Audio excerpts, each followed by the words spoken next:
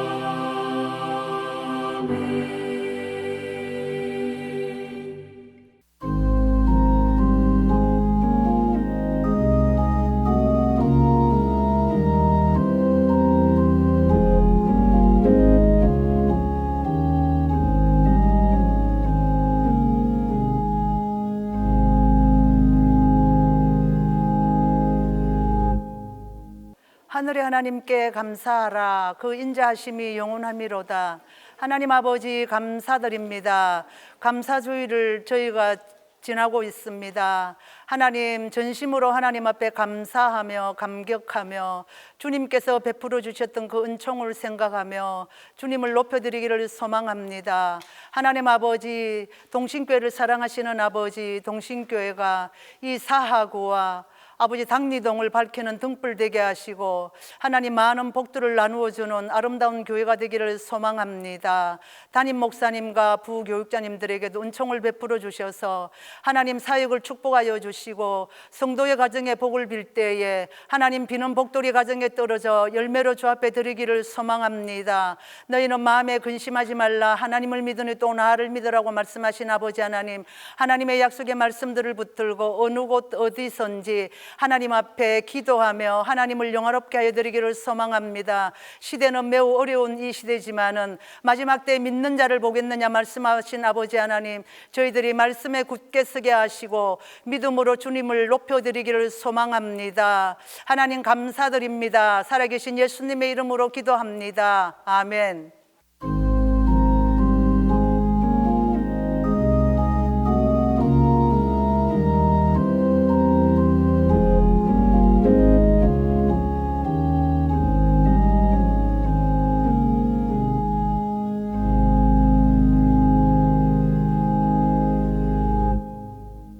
오늘 우리에게 주신 하나님의 말씀은 누가복음 17장 11절에서 19절입니다. 신약성경 누가복음 17장 11절에서 19절입니다.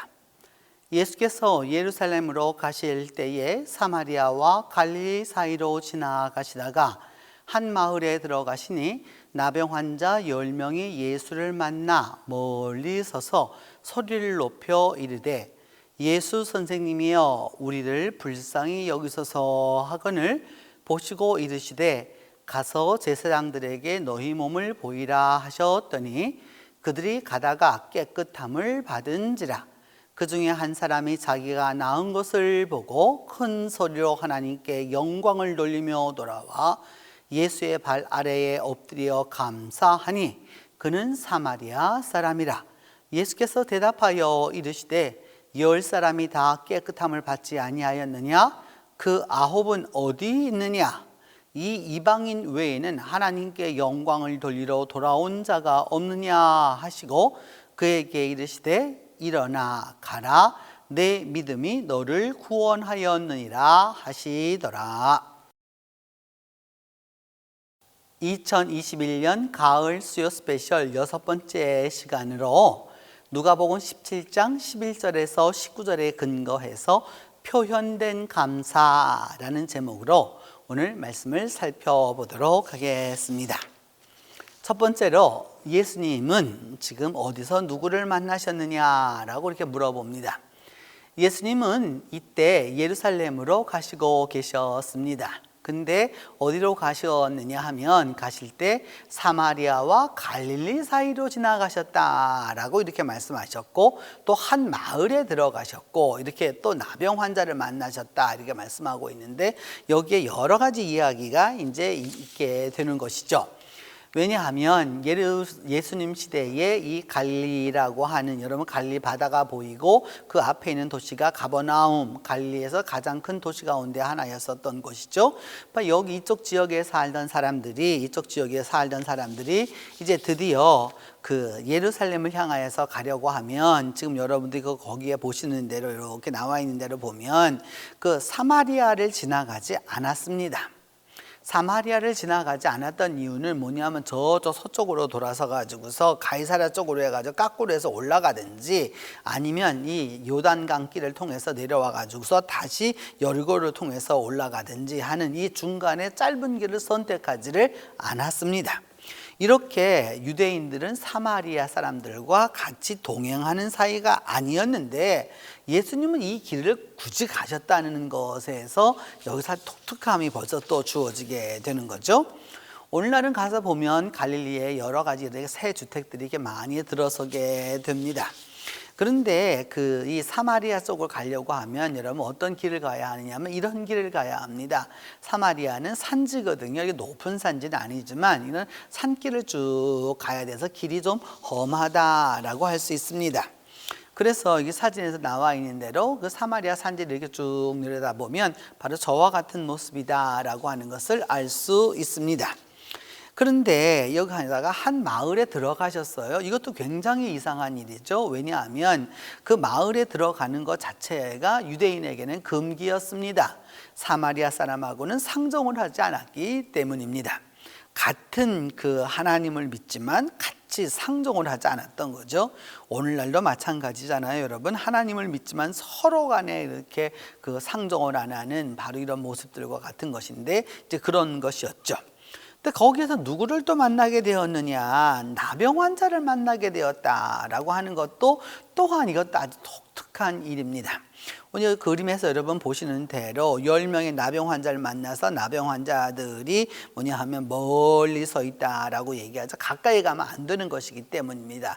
타부입니다. 이게 금기라는 거죠. 이게 절대 같이 가까이 갈 수 없다라고 하는 것을 보여주는 거고, 그 다음에 이 사람들이 어디에 있었느냐? 마을 바깥에 있었었죠. 그래서 멀리 마을이 보이고 이제 그 마을 이 바깥에서 이 사람들은 거주할 수밖에 없었습니다.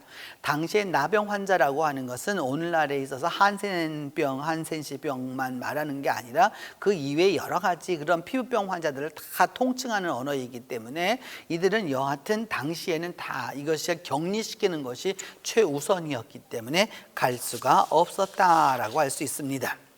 그래서 이들은 치료받기를 원하는 바로 그런 사람들이었는데 예수님은 이들은 치료해 주시죠.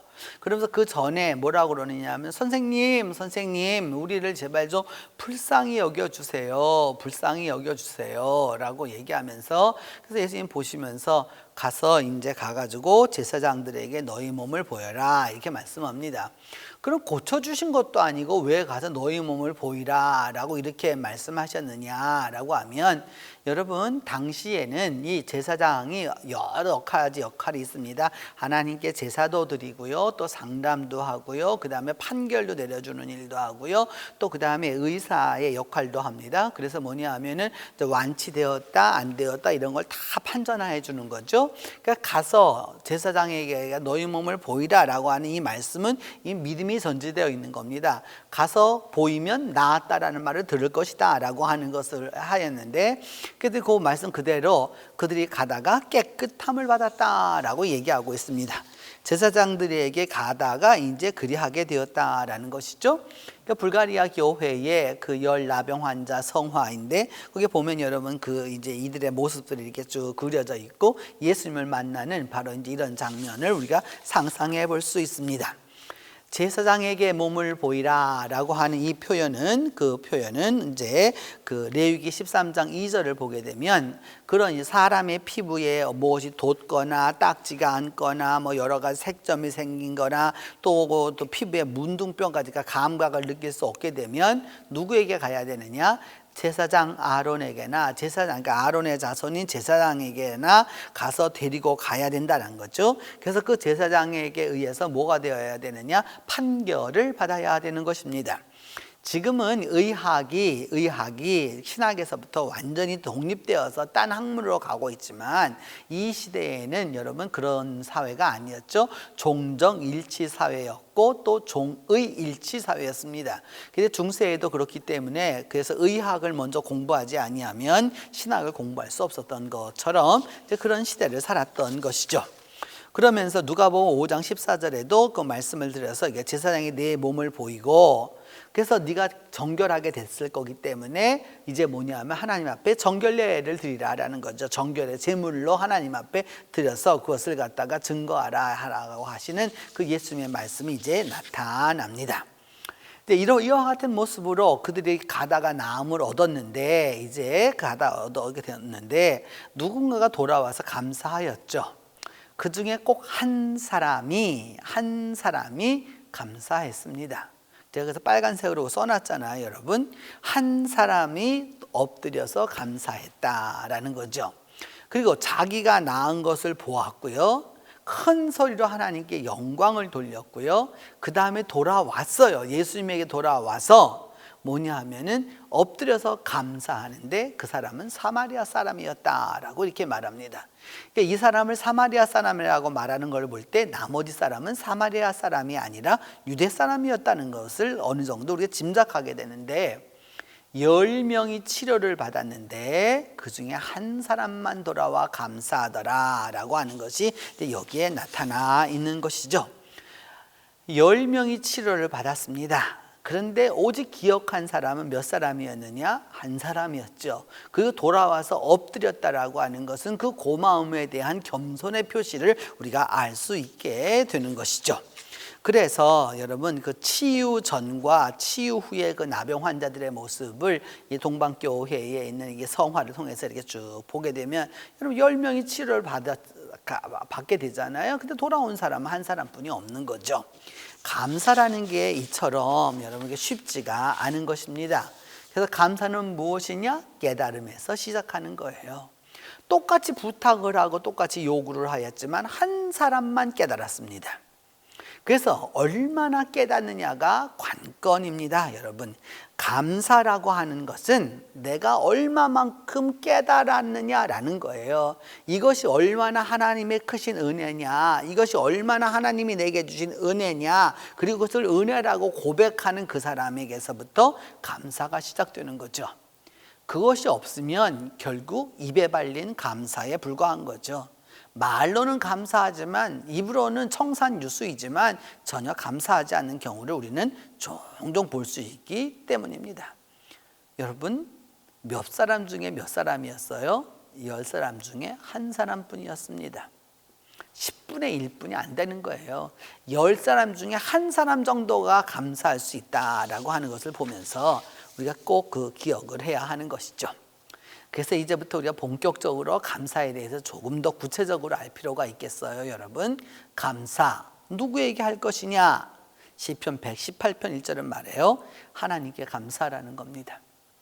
다른 말 할 거 없습니다. 여러분, 아무리 인간적으로 그 사람이 나를 도와주었고 또 여러 가지로 내가 도움을 받았고 여러 가지로 뭐 그런 것이 있을지라도 중요한 것은 하나님께 대한 감사가 넘버 원입니다. 그래야 그 하나님의 선하심과 인자하심을 깨달을 수 있기 때문입니다. 그리고 하나님 앞에 들어갈 때에는, 하나님 앞에 나아갈 때에는 감사함으로 나아가야 된다는 것이죠. 그래서 누구에게? 하나님 앞에 감사할 수 있어야 합니다. 하나님 앞에 감사하다, 입으로만 감사하는 거, 그 사람은 감사라고 할 수 없는 거죠. 그거는 감사가 그런 식으로 감사가 될 수가 없는 거죠. 그래서 감사로 제사를 드리는 자라 딱 얘기합니다. 제사라고 하는 것은 제물이 있어야 한다는 뜻이에요. 여러분, 꼭 물질을 말하는 게 아니죠. 여러분, 하나님 앞에 드림이라고 하는 것이 분명해서 그것이 있을 수 있을 때 하나님이 영화롭게 된다는 걸 알 수 있습니다. 그렇기 때문에 하나님 앞에는 반드시 뭐냐? 감사 제물이 필요하게 되는 것이죠. 그래서 그 감사가 있는 사람이 행복한 사람이다라는 걸 알 수 있습니다. 하나님 앞에 우리가 감사해야 되고요. 그러면 뭘 감사해야 될 것이냐라고 하면 오늘 성경은 이야기하기를 하나님의 주신 은사로 말미암아 내게 주신 그 은사, 내게 주신 은사, 내가 말을 잘 못하고 입이 무거우면 그 무거운 대로 인사가 그 하나님이 주신 은사이고요. 말을 잘하면 잘하는 대로 또 하나님이 주신 그 은사가 있는 거고요. 잘 참아도 은사가 있는 거고요. 예민한 사람은 예민한 대로 그것이 은사가 되어서 감사할 수 있는 거고요. 머리가 좋은 사람은 머리가 좋은 대로, 머리가 그렇게 좋지 않으면 좋지 않은 대로, 돈을 벌면 버는 대로, 못 벌면 못 버는 대로 다 각각 하나님이 주신 은사가 다 다른 겁니다. 그래서 우리는 무엇을 감사하느냐? 내게 주신 그것을 감사할 수 있어야 되는 거죠. 근데 인간이라고 하는 것은 언제나 두 가지를 다 갖기를 원하죠. 하나만으로는 만족하지 않으려고 하는 게 인간의 본성입니다. 그런데 여러분, 하나를 감사할 줄 아는 사람에게 둘이 주어지는 거지, 두 개를 얻으려고 끝까지 하는 사람은 하나도 얻지 못하고 결국은 불행하게 죽고 마는 것이죠. 결국 우리에서 여러분 속담이 있지 않습니까? 99섬 지기가 99섬을 가질 수 있는 사람이 한 섬 가진 것을 뺏으려고 한다는 거죠. 욕심이기 때문입니다. 은사가 무엇인지를 알면 그렇게 할 수가 없는 것이죠. 또한 무엇을 감사해야 하느냐? 하나님의 은혜, 하나님이 내게 주신 그 모든 것을 감사할 수 있어야 되는 거죠. 지금까지 살아있다면 살아있는 것을 감사해야 되는 거고요. 내게 가정이 있다면 가정이 있음을 감사해야 되는 거고요. 일터가 있으면 일터가 있는 대로 감사해야 되는 거고요. 질병 들었으면 질병 들은 대로 감사해야 되는 거고요. 내게 주어진 이 모든 일에 대해서 하나님이 내게 주신 것이다 라고 하는 것을 믿고 감사해야 하는 것이죠. 그것이 감사가 되어야 되는 것이지, 이거는 감사고 이거는 감사하지 않고, 이것은 은혜로운 거고 이것은 비은혜로운 거고, 이것은 하나님이 내게 주신 축복, 이거는 축복 아니고, 이런 식으로 이분법적으로 나아가는 사람은 아직 그리스도인이라고 말할 수 없습니다. 그리스도인은 우리에게 주신 그 은혜로 말미암아 항상 하나님께 감사하는 겁니다. 왜? 하나님의 은혜이기 때문인 것이죠. 그러면 우리가 어떻게 감사해야 하느냐, 어떻게 감사해야 되느냐? 그때 사과를 거다 그림을 그려두었는데 땡큐라고 하는 대상이 분명히 있는 거죠. 분명하게 있는 거죠, 여러분. 그냥 감사하다, 그건 있을 수 없는 일이에요, 여러분. 당사자에게 직접 말할 수 있어야 되는 거예요. 우리가 직접 말할 수 있어야 되는 건데, 그래서 첫 번째 무엇이냐? 우리 입으로 감사해야 되는 거죠. 시편 30절이 말하는데도 내가 입으로 여호와께 크게 감사한다. 우리 입으로 하나님 앞에 감사하다라고 말해야 되는 거예요. 감사하다라고 말하지 않는 사람, 그 사람 감사 안 하는 사람이에요.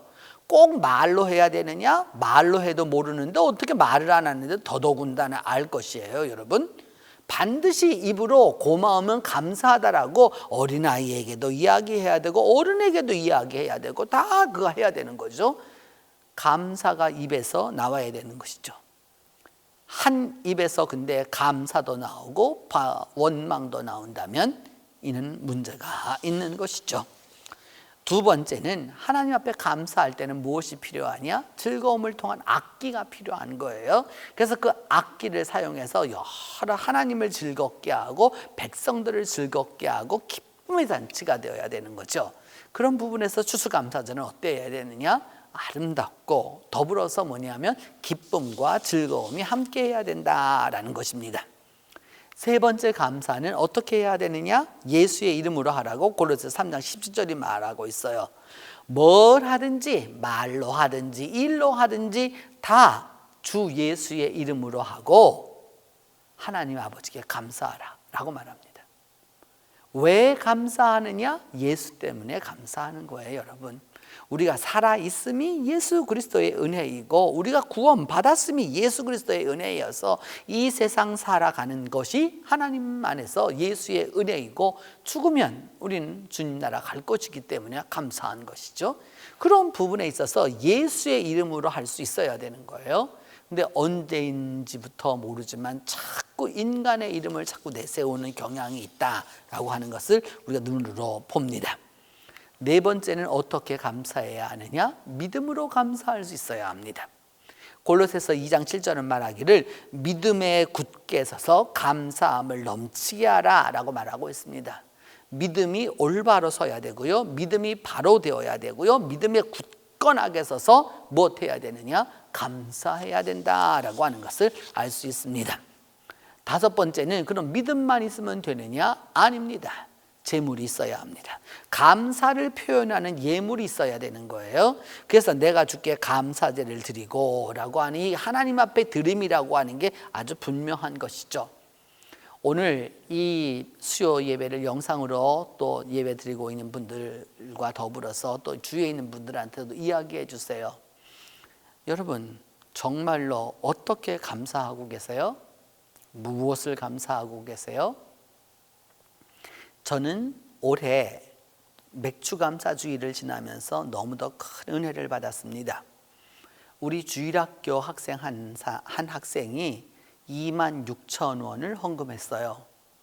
왜냐하면 1년의 반인 맥주감사주의를 지나면서 한 주일 한 주일 1,000원씩 모아서 26,000원을 헌금했습니다. 2억 6천만 원을 헌금한 것보다도 더 의미가 있는 거죠. 그저 어른들, 교회의 항존 직분자들 돈 10만 원 하면 되는 거지 라고 생각하는 거하고는 질이 다른 거죠. 그렇게 감사제를 드리면 하나님을 영화롭게 하지 못하는 거예요. 그 어린아이가 그와 같이 하는 것을 한번 생각해 보세요. 정말로 감사가 무엇인지를, 정말 감사가 무엇인지를 여러분 기억해 두어야 합니다. 그래야 감사의 의미를 깨달을 수 있는 것이죠. 감사의 예물을 올바로 준비해야 하는 것이죠. 그럼 언제 감사하느냐? 오늘 성경은 말해요. 감사함으로 받으면 버릴 게 없다. 감사라고 하는 거를 시간을 정해서 감사를 하려고 그러니까 문제인 것이지, 감사함으로 받으면 버릴 것이 없는 것이기 때문에, 하나님이 한 것은 다 선하신 것이기 때문에 감사에 시간을 두지 말라라는 것이죠. 그래서 무엇을 말하느냐? 범사에 감사하라 라고 이야기하는 것입니다. 그래서 감사란 무엇이냐? 우리의 과거를 의미 있게 하고요, 우리가 당면한 현재에서 평화를 가져오고 내일을 위한 비전을 창조한다라고 하는 걸 알 수 있습니다. 이제 그러면 예수님의 평가, 마지막 평가를 보면서 예수님 말씀하시죠.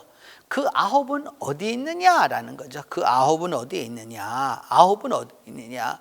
10명을 다 고쳐주었는데 90%는 감사하지 아니하고 10%만 감사하더라라고 하는 예수님의 말씀인 것이죠. 여러분, 이 말씀을 보면서 꼭 기억하세요. 내가 어떤 일을 베풀었거든 10 중에 하나만 감사해도 괜찮다라고 생각하세요. 다 감사하길 기대하면 안 되는 것이죠. 교인도 마찬가지예요. 여러분, 10가지 일에 한 가지 일만이라도 제대로 감사할 수 있다면 정말 그 사람은 믿음이 올바른 사람이라고 할 수 있는 것이죠. 그 9은 어디 있느냐?